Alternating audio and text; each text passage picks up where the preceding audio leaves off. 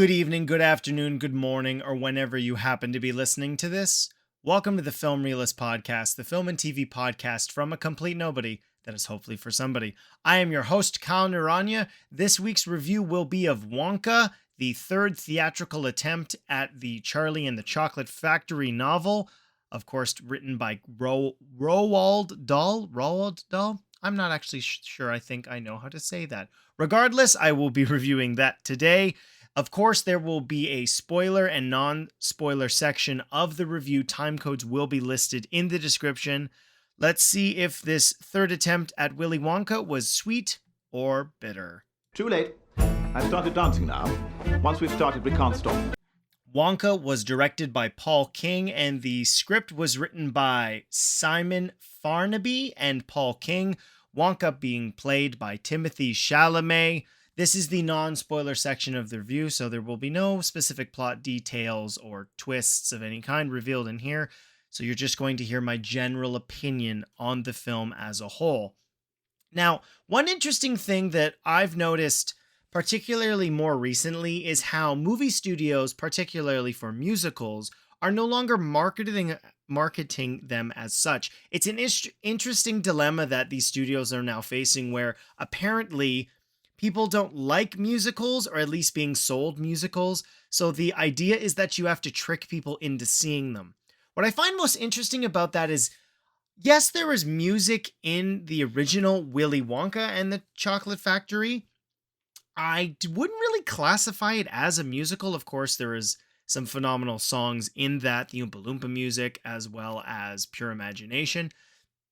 But Wonka itself is much more in that Broadway style musical. And off the bat, I think what's most frustrating is, one, this film's use of nostalgia, particularly with the use of the Pure Imagination song, which is used in the score.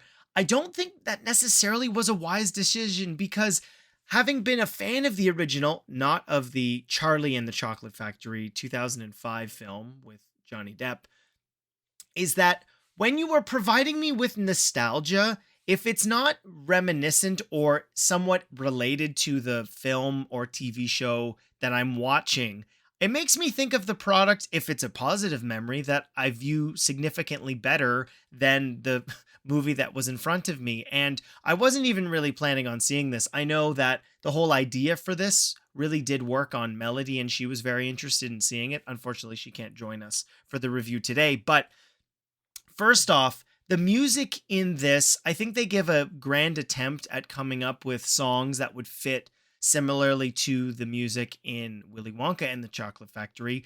But leaving the musical, and I am a fan of musicals, I guess I should put that out there to begin with, is that even if you are if you are producing a movie that is more in the classical style of musical, that none of the music was earworms to any degree. And I had some friends asking if this is because this film was not familiar to something like The Greatest Showman, which obviously used a wide variety of music in its soundtrack, and that's not what I wanted from this at all. The period piece-ness of it in the Roald Dahl world, I think, fits quite well. But as a musical, the fact that you do use Pure Imagination, which is a phenomenal song from the original, I don't like drawing comparisons when you have nothing better to offer. Friend of the show, Rob Keyes, has always said this, particularly connected to Blade, which eventually will hopefully be made and stars Mahershala Ali, which is, and I completely agree with him, with this sentiment that if you're going to do it, you've got to make it better than the thing that came before. And that leads me into the casting in particular for this, which is the overall supporting characters really do feel as if they are Roald Dahl archetypes, particularly with Olivia, I wanted to say Colman, and my brain won't, Olivia Colman, particularly her character of, I have to look up their names because they're all a little bit funny. Mrs. Scrubbit is very reminiscent of, I don't want to say Nurse Cratchit. I'm not a Roald Dahl expert, but the principal or dean of the school, a lot of the characters do really fit within the the cartoony elements that you would expect from a Roald Dahl. There's always a heightened unrealistic fantasy to the worlds in the stories that he's told. And I do think that all of those elements do work as a spectacle, and the real eye-popping musical moments are very well put together. Paul King, as a director, of course, famously made Paddingtons 1 and 2, which are some of the most positively reviewed films of all time based on analytics on Rotten Tomatoes, which is quite an achievement, even though Rotten Tomatoes, I think, as a directive to if a movie is good or bad, is not something necessarily I would recommend using. If you find critics that you like, that's how I sort of followed what I would go see in theaters, even if I didn't necessarily agree with that critic. An objective opinion on something is always a fascinating way to explore movie criticism. And so the fantasy elements and the production design are certainly prevalent in this film. This being a David Heyman production, who was a producer on all of the Harry Potter films, as well as the Fantastic Beasts. There are great big sets and a lot of practical elements, which is certainly refreshing given how a lot of blockbusters, particularly ones made from other studios, have really relied on green screen as well as CGI environments. And so getting to see, whether this necessarily was shot in London, but building big practical sets is something I will always appreciate. And I think the film does do a really phenomenal way. This is a very poor sentence, but establishing the world that we live in, it being a heightened reality while still feeling tactile in nature, is one of the most positive elements of the film in general. I've been kind of talking around it, and that is the character of Willy Wonka in particular has this charm, magic, and yet darkness to him that has only succeeded once with Gene Wilder, and that's not something that's going to be a revolutionary thought, but elements that didn't work in Charlie and the Chocolate Factory with Johnny Depp. I think Timothée Chalamet is a phenomenal actor. Dune 2 is a movie I absolutely cannot wait to see in March of 2024. And all the other films that he has been in general typically have some form of trauma, and there's a lot more drama in the films that he has been in particular as a lead, whether that's Dune, Little Women, Beautiful Boy, Lady Bird, Call Me By Your Name. He's obviously been in other films.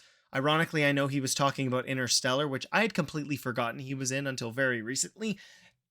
And when it comes to the balance of drama and then the colorful magic and whimsy and creativeness of Willy Wonka, I think those elements don't necessarily work. And it's not that Timothy is not a great actor, because he is. I'm a fan. But it's been proven to be an impossible role to cast because of it being done so successfully the first time. And I appreciate them wanting to bring in new elements. Overall, as an origin story, I think it is well done. I will get into more specifics in the spoiler section, but when it comes to that playfulness of Willy Wonka, this magician whose chosen art form is that of creating sweet treats, candy bars, chocolate, as well as edible flowers and whatnot. Obviously, Gobstoppers being my favorite. That's not in this, so that's not necessarily a spoiler. I just found there to be an inconsistency with the performance, and when we had serious monologues about his past or the reasoning behind why he does what he does, I think that was sold really well. But for the other elements, the more characteristic behavior of Willy Wonka, I don't necessarily think worked with this casting. I certainly appreciate Timothy wanting to do something out of the normal performances and potentially out of his comfort zone, so I commend him for that. And all the attempts around the board, from top to bottom, I think everybody was giving 110%, which, again, when you are in this heightened reality, you need everybody to be treating everything happening around them, whether ridiculous or not, with complete seriousness. Otherwise, if it feels like they don't believe everything around them, why would the audience? And that is certainly not a problem in this film, but I didn't buy Timothy as Willy Wonka. I'm not going to sit here and hypothesis, that's the word I was looking for, about this potentially being a paycheck movie, what led to this being made, this being a familiar intellectual property that I guess the Roald Dahl company wanted to explore again. There is a production studio, which is the Roald Dahl Story Company, that was one of the producer credits played in front of the film. So I didn't even know that that was a thing to begin with. But overall, I think the film is fine. But when not that I care that it's a musical. I am a fan of musicals, but the selling list or bullet points that for me to check off that this film did work would be the music as well as the lead. And Timothy Chalamet may or may not have been in some form of musicals in high school, but to me, it was very reminiscent, and I know this is going to be a controversial opinion, but similar to the way that I felt about La La Land is a true triple threat song and dance, man or woman or they, is really difficult. Those are skills when you are using all three in unison in one performance. There are the GOATs who have done so. There are obviously more recent actors and actresses who have done that quite well. Neil Patrick Harris, who was in The Giggle, is somebody who can absolutely do all of those things, as well as, oh my goodness, Hugh Jackman in The Greatest Showman. And so when the elements for your lead don't necessarily work, I think because there wasn't necessarily a buy-in for me with this version of Willy Wonka, that the other elements start to just fall apart. I think the story in general is okay. I don't think it necessarily is super revealing, and it's not overly original. It's difficult to tell this story because everything just sort of seems by the book, pun intended if not. But the otherworldliness is also, in terms of the Oompa Loompas, is really played down outside of the fantastical nature of the actual candies themselves.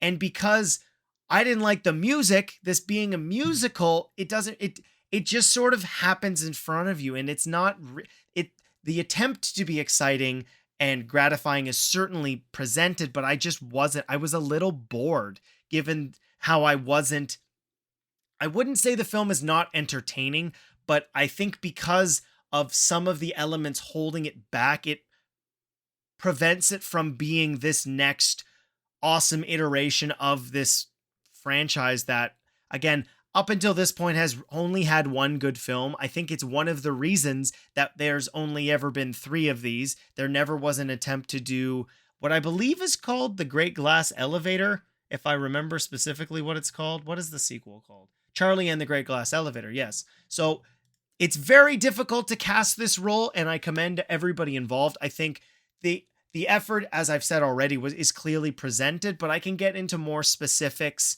about probably more positives than negatives, but other than that, I think the film was okay, and I was a little bit bored through it. I think it might work for some as a holiday feature and experience with the family, but it's not one that I am necessarily going to be showing mine again anytime soon. So that'll do it for my non-spoiler section of the review, where I'm going to be jumping into spoilers, so any details, plot elements, anything that may or may not actually be in the film is going to be said. So if you do not want the film spoiled for you, you could skip that section and jump into the outro and find out what is coming in the next couple weeks. Good night, sir. I am going flat.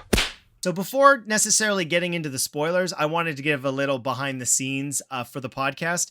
Boy, am I happy that I've added the little sound clips in between each segment, because they've certainly helped me remember what I wanted to talk about. And one thing I know I haven't talked about yet is the Oompa Loompas. I referenced it briefly about the fantastical nature not necessarily being something that's fully addressed. An element of the original that I thoroughly enjoyed was where it seemed as if Willy Wonka had traveled to all these different places. And while, of course, Hugh Laurie is in the movie as Lofty, the only Oompa Loompa well, that's not true. We do actually get to see, where is he from?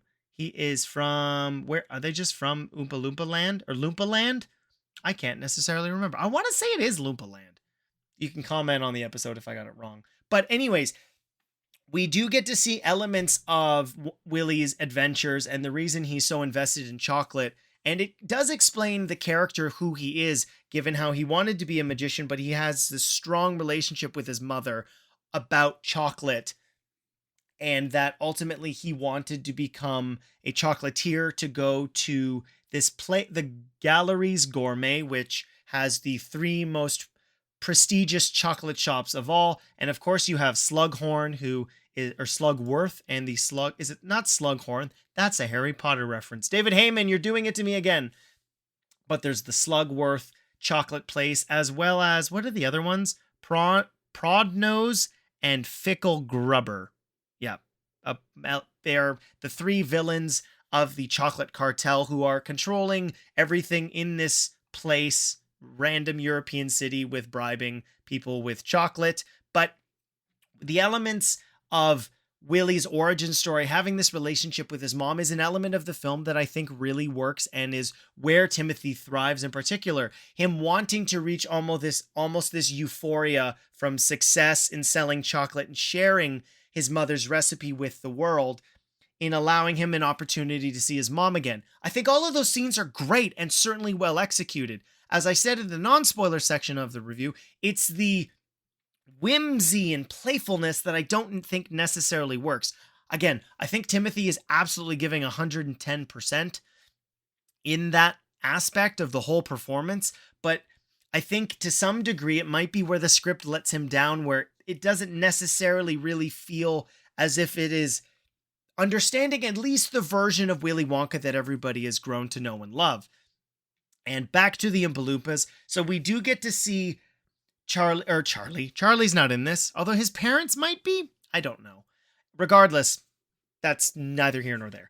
And so we see Loompa Land, and Lofty was banished because he was supposed to be guarding the Loompa Land's coffee or cocoa beans. I call them cocoa. The cocoa beans. And so that's one of the ingredients that Willie uses to make his chocolate. I really do like some of the technology in this, which was very reminiscent of things we do to some degree get in the other two versions of the film.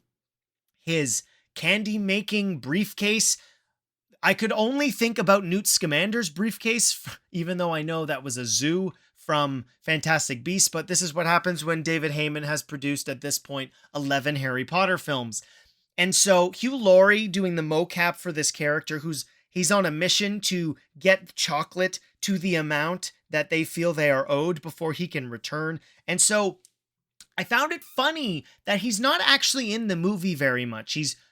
We hear about him, and it sounds as if Willie might be imagining that this character exists, but obviously, if you know, Oompa Loompas do exist. And so he keeps stealing chocolate from Willie, and they build this almost antagonistic relationship because Lofty has his mission and Willie's not just going to go giving away his chocolate. And so the three scenes that Laurie's in, he's very funny. I like the fact that Hugh's gone on record saying he didn't necessarily love the whole mocap thing. It's definitely a style of filmmaking that doesn't work for everybody. So safe to say he's probably not going to be working with James Cameron anytime soon. And so I liked that character. It doesn't really connect to why all the Oompa Loompas would eventually be working for him at his factory. Another element that I feel is in the marketing material, but is something that used to happen about 10 years ago, which is you would market the last shot of the movie. The most famous vandal or example of this is probably The Amazing Spider-Man 2, where you saw Andrew Garfield spinning around a sewer lid about to hit the rhino. That was the last shot of the movie.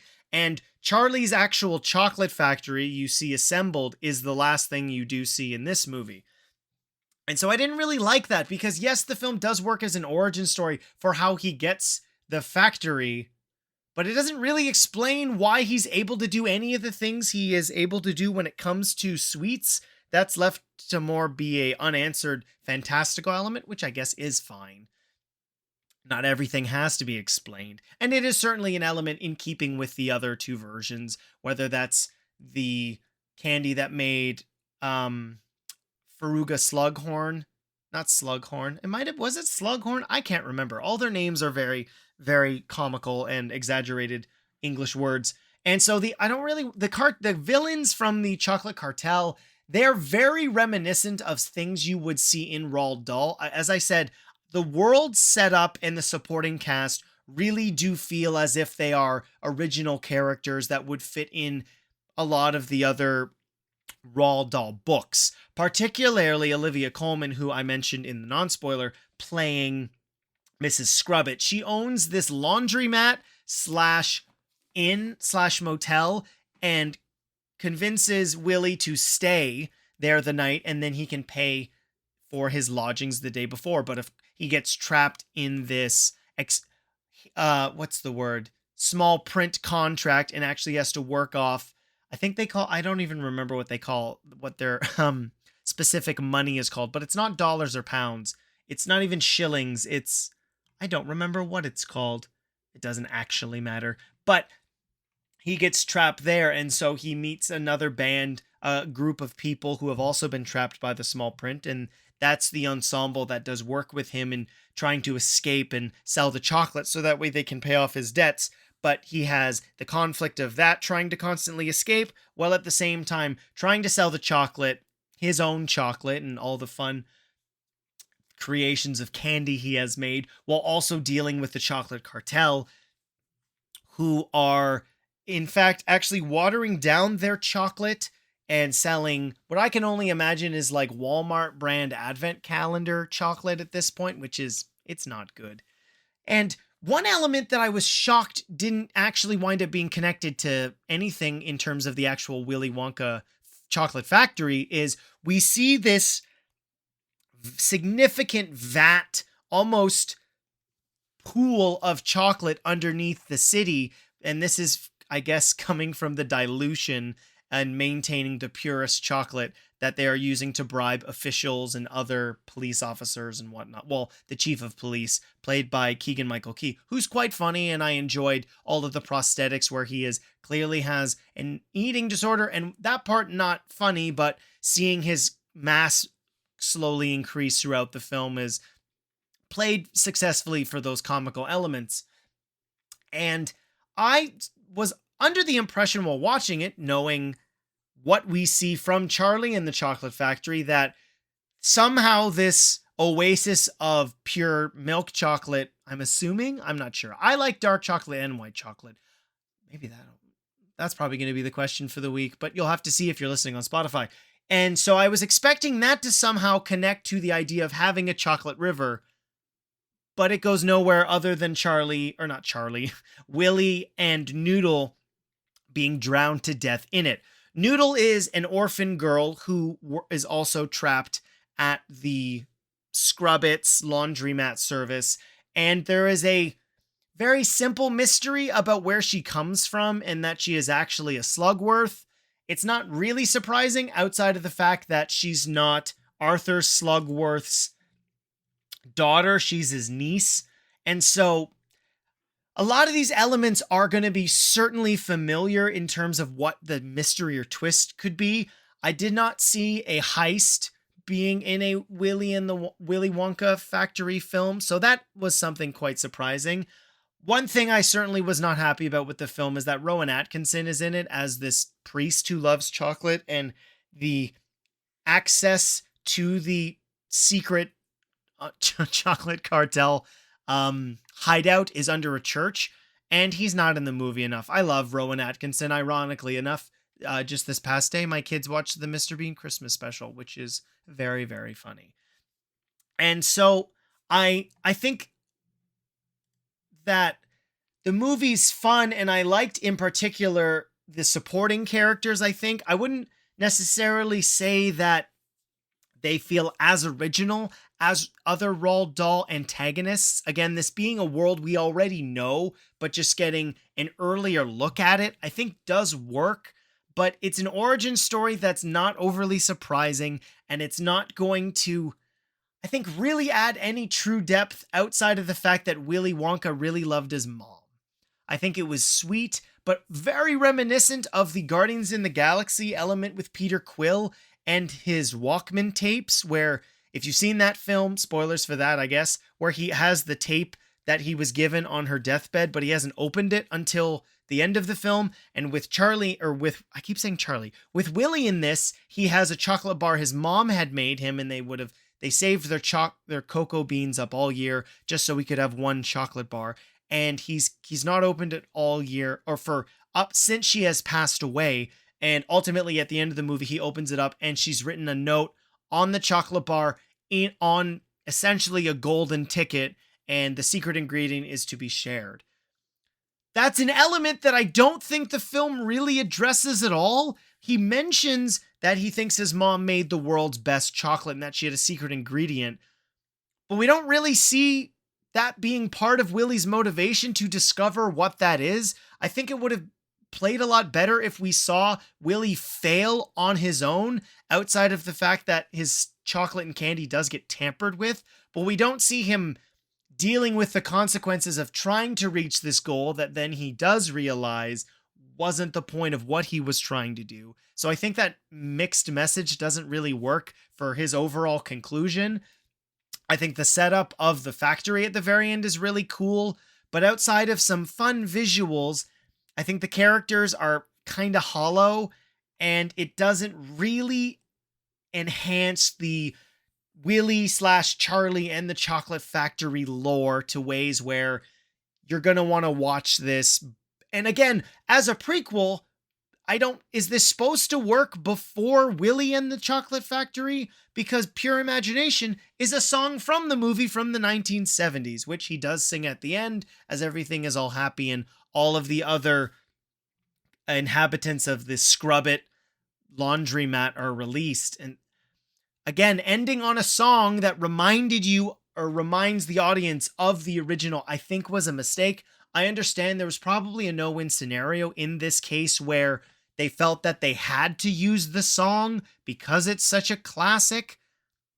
And if they hadn't, people will have asked why it's not there. So I completely understand that it was probably a no-win scenario, but its overall integration, I don't think really enhances the movie. So I'm left leaving this film feeling completely mixed. I think if you've never seen any of this franchise before, this will probably work for you. Melody had never seen any of them. I think she's aware of the Chocolate Factory. We own the Roald Dahl books, and so she's aware of it, but this being the first iteration for her, I'm very curious to seeing how she feels when she eventually sees the original film. I'm not showing her the Johnny Depp one. Judge me if you want, but I'm not. So that will do it for this is the spoilers. That will do it for my spoiler review of Wonka. After this next little soundbite, you can find out what is coming up next week. If you are listening to this outro, first of all, I just want to say thank you for listening to another episode of the Film Realist podcast. As the year is coming to an end, I want to say thank you very much for spending even a half an hour of your week with me. I thoroughly appreciate it. I am super happy that it appears more and more listeners are answering the questions and polls on Spotify. We did have 2 new answers. It's not going to be surprising who they were, but Scotty Cameron responded to the most recent question in the Giggle, which was, what is your favorite Hayao Miyazaki film? Scotty Cameron said Spirited Away. I would tend to agree. I believe that is my personal favorite. And then Scotty Cameron again responded to the question, what is your favorite Doctor Who Christmas special? Now, Scotty, your answer is a little controversial because Wild and Blue Yonder by default, because it's the only one I've seen, it doesn't technically classify as it did not air on Christmas. But I can understand it being a December Doctor Who special, so I'm going to cut you some slack. Thank you so much for answering the questions. If you want your answer or your answer to the question responded to and reacted to on the podcast, you have to listen to the podcast on Spotify. That is where they are all posted. The other thing that was reacted to on the Giggle was, which of the 3 Doctor Who 60th anniversary specials was the best? So it looks with winning 66.7% went to the Blue Yonder, 33% went to the Star Beast. So they're all great. You, of course, if you have not listened to my reviews of all 3 of those specials, those are the last 3 episodes listed. There will be an episode released on Friday this week date of release, where I will be reviewing Rebel Moon with the one and only Stephen Colbert of ScreenRant.com and Snyder Minute. So that's a bonus episode that will come out on midnight Friday morning. And then Monday, Christmas Day, will be my review of Aquaman, The Lost Kingdom. So that's what you can look forward to in the next coming weeks. Please rate the podcast on whatever podcast platform you're listening to. Feel free to share it with a fellow film fan, as well as just giving it your own 5-star review, which would be greatly appreciated. Thank you so much for listening to the Film Realist Podcast. I'm Kyle Naranya. I hope to see you next time.